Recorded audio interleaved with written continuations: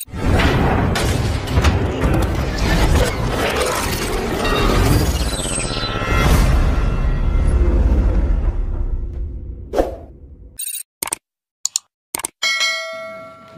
Pilipino, dito po sa Tanay, Nakar, Real, na kung saan ay tumatayo na matibay para labanan ang pagtatayo ng hindi kailangan ng Kaliwa Dam sapagkat ang dam ay dambuhalang panganib.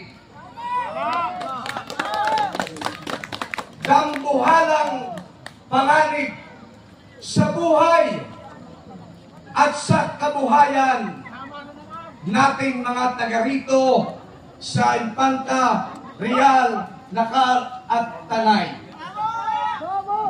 Na tayong mga taga rito ay off-limit, subalit ang mga inchik at saka mga taga MWSS ay bukas na bukas ang access road para sa kanila.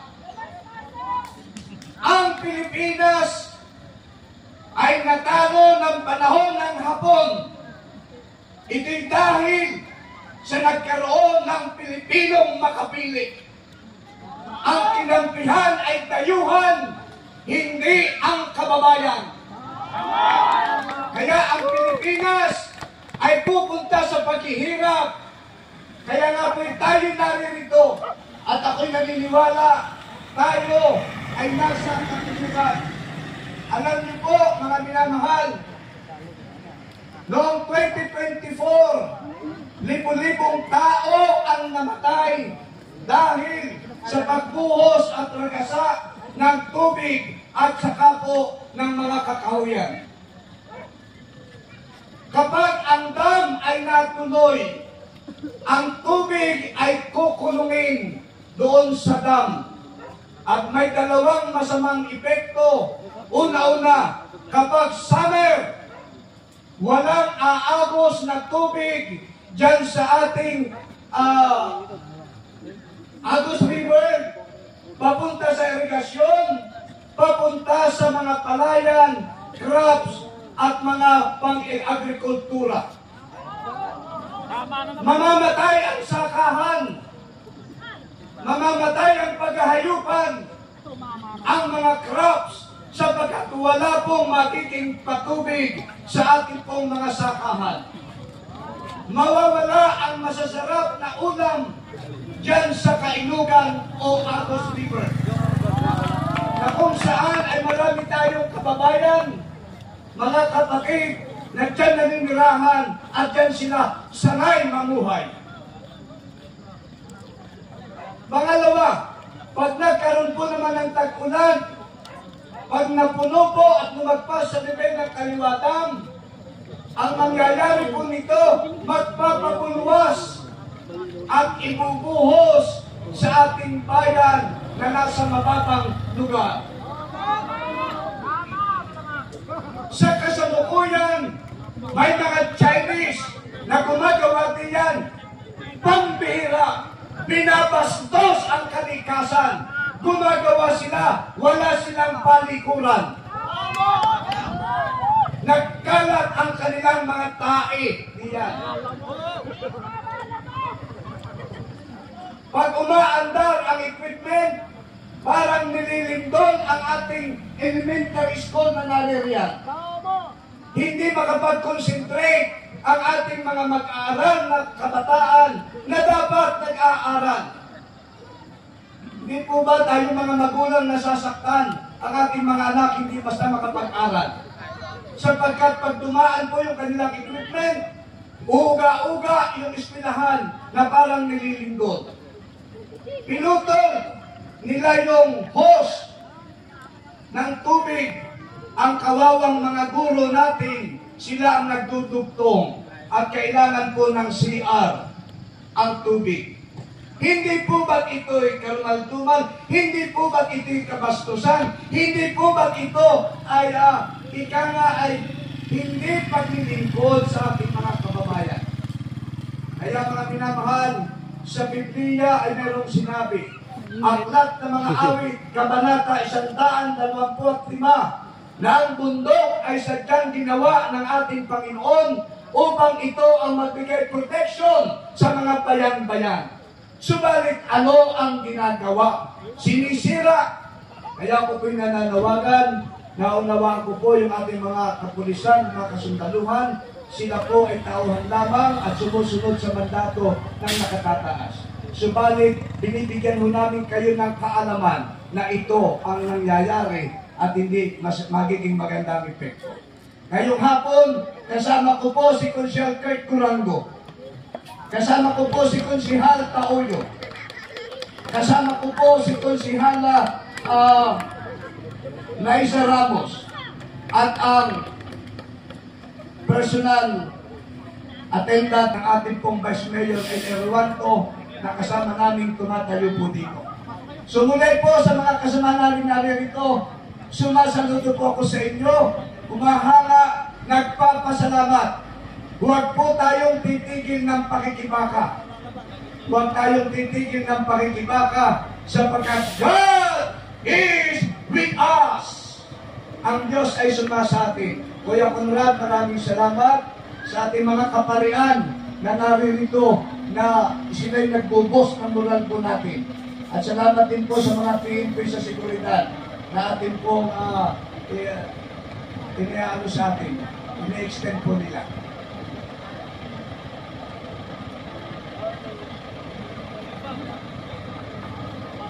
Ito po, mga truck ng China po yan. Mga truck ng China. Na kung saan ay mga equipment na sumisira ng ating kalikasan. Ang dami pong violation. Ang sabi po sa batas, bawat magputol ng mga puno. Pero ang dami na po nilang pinutol. Pangalawa, ang sabi po ng batas, kapag mayroong national project sa isang munisipalidad, ay dapat ay may konsultasyon. At kapag hindi pumayag ang munisipalidad, ang LGU, yan po ay dapat itindigil. Kaya nga po, sana yung ibang mga opisyales ng bayan ng Infanta na nakaupo ay sumama dito sa pag-aaraling ito. Dapat sila ay sumama sa pagtitipong ito. Dapat sila ay kaisa namin sa pagtitipong ito, sapagkat alam po ninyo, dapat natin protektahan at serbisyuhan ang ating mga kababayang naninirahan dito. Maraming salamat po, magandang hapon, at mabuhay ang lumalaban at naninindigan laban sa kaliwa ng tambuhalang panganib. Maraming salamat po. Consiel Kurt. Sa lupaing minuno, Chinese Virus! Maraming salamat po, Consiel, sa patuloy at matibay na paninindigan para sa bayan ng Infanta at pati na rin sa mga karatig bayan na maaapektuhan ng napipinto o nagtuloy-tuloy ng pagtatalo ng kaliwadam. Kaya naman, tawagin din po natin ang simula't-simula kasama na natin sa pakikipaglaban sa kahit anong proyektong makakasira sa ating lupaing ninuno at kalikasan. Tawagin po natin para hingan ng mensaheng pakikiisa ang Greenpeace Philippines. Maraming salamat. Isang makalikasang araw para sa lahat ng mga katutubo at mga nanirahan sa bayan ng Infanta, Rizal, Real at saka General Nakar. Ang Greenpeace ay nakikiisa sa inyo sa pagsilibrar sa araw na to, Sierra Madre Day. Ang Greenpeace ay palaging sumusuporta sa mga katutubo dito sa Quezon at saka sa Rizal. Kami po ay nagsusulong ng isang batas para may proteksyon po ang mga katutubo. Ito po ay isang tinatawag na Cliva Bill kung saan ang mga damyos kung mga nangyari sa ating kalikasan ay dapat magbayad ang mga korporasyon.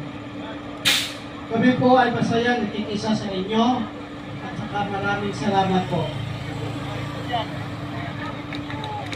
Maraming salamat po sa mensaheng pakikiisa mula sa Greenpeace Philippines. At muli po, kinikilala po natin ang pagdating ng mga pamayanan buhat sa mga direktong apektadong pamayanan, ang Kiburusa, ang Yukyuk, ang Baikuran at Makidata, at pati na rin po ang ibang kasama nating katutubo mula sa Daraitan. Sila po ay naglakad pa rin, halos lahat po sila naglakad para lamang makaisa, para lamang ipakita na ito ay nakaka-apekto sa ating mga katutubo. Kaya naman, kilalanin po natin sila at sila po'y patuloy, sila po'y bumababa pa. At habang po bumababa, kilalanin din po natin ang mga kasama natin dito na mga kabataan. Ang mga nandito po ay halos nakikita ko, halos kalahati po ang nandito ay nasa SK pa ang edad. 18 to 30 o 15 to 30. Iyon ay dahil tayo po ay mga kabataan pa. Hingan po natin ng mensahe mula sa buhat ng, mula sa kabataan ng Infanta, ang kakampi. Isang makalikasang araw po sa ating lahat. Kami po ang Kakampi Youth Alliance Incorporated, isang bagong kabataan, batang-batang NGO sa bayan ng Infanta. Kami po ay patuloy na nakikisa sa selebrasyon ng Save Sierra Madre Day. Nananawagan po kami sa kapwa naming kabataan na sana ay maging bukas tayo sa ating kampanya dahil naniniwala tayo na tayo susunod na salinlahi ang magmamana ng problema sa kaliwatang na ito. Lalo dikit, panawagan sa mga nanunungkulan, maawa po kayo sa mga kabataan. Lalo dikit sa mga nakita nating kaganapan kanina, sana hindi dumating ang pagkakataon na ang kabataan ay takot sa mga pulis kagaya ng dating nakita natin kanina. Sana hindi dumating yung pagkakataon na ang kabataan ay ayaw ng pagpulis dahil sa ginagawa ng mga kapulisang ito. Maging gising po tayo sa katotohanan. Hindi po kami kalaban. Tayo po ay kapwa Pilipino. Nangako kayo na kayo ay para sa bayan. Sana mga kapulisang ito ay naninindigan sa kanilang sinumpang tungkulin. Sana po ay maging bukas kayo. Tignan ninyo ang mga kabataan ngayon. Naghihirap po, sumasama sa ganitong pagkilos, nakikisa, at nangangarap sa isang maginhawang bukas. Sana po ay patuloy natin suportahan ang gawain ito, ang kampanyang ito.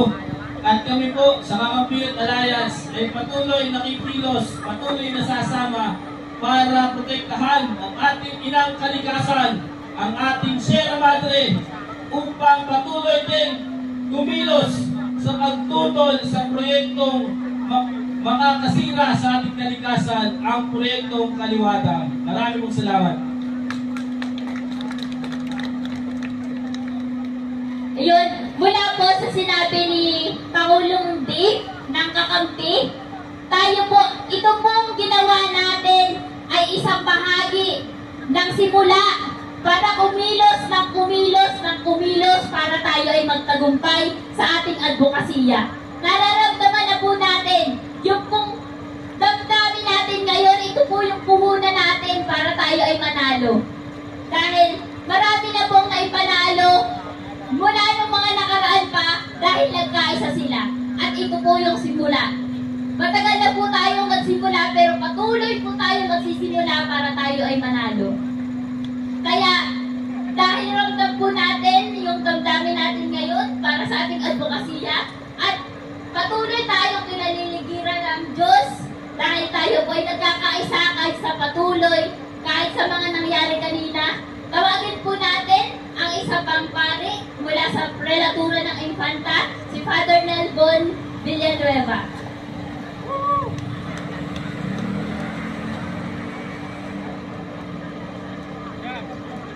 Sierra Madre, protektahan, protektahan! Paliwanag! Chinese Lions! Sierra Madre! Sierra Madre!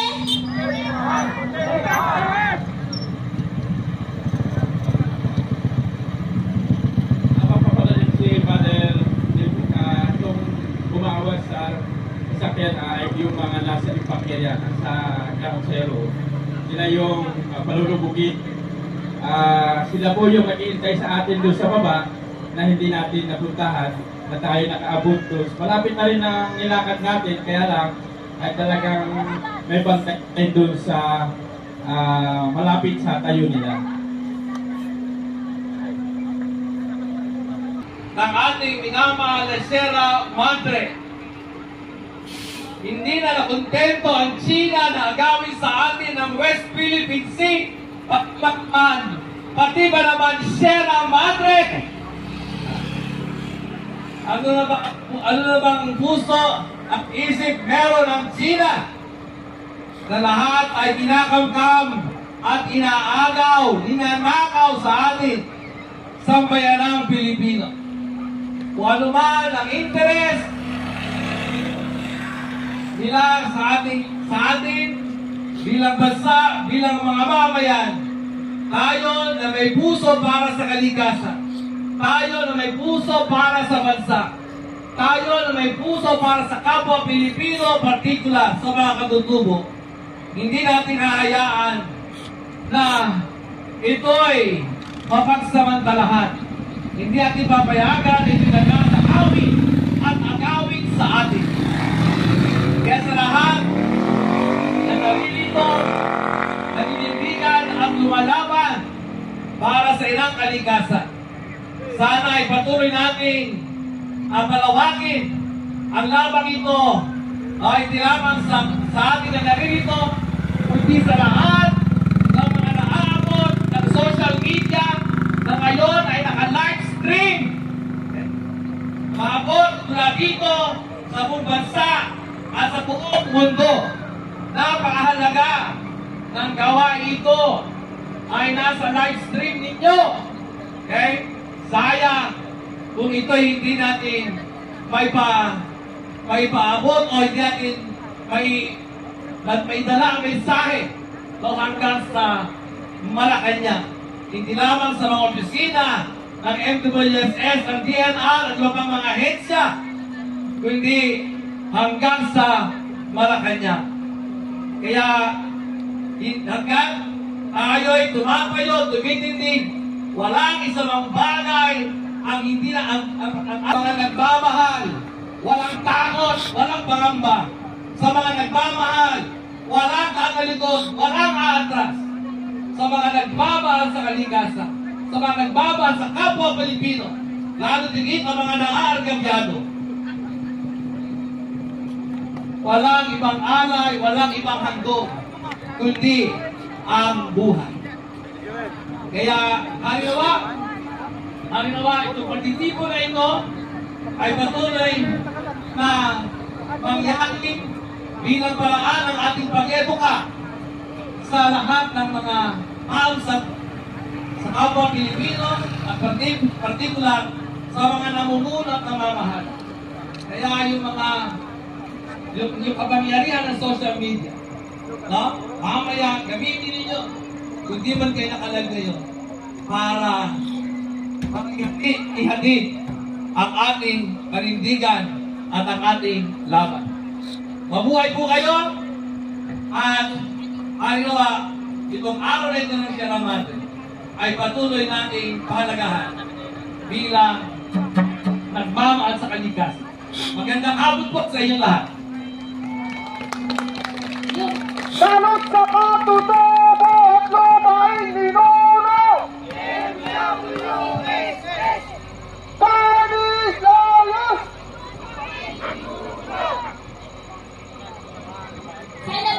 matuto po tayo doon sa humiliyak na Father Nelson.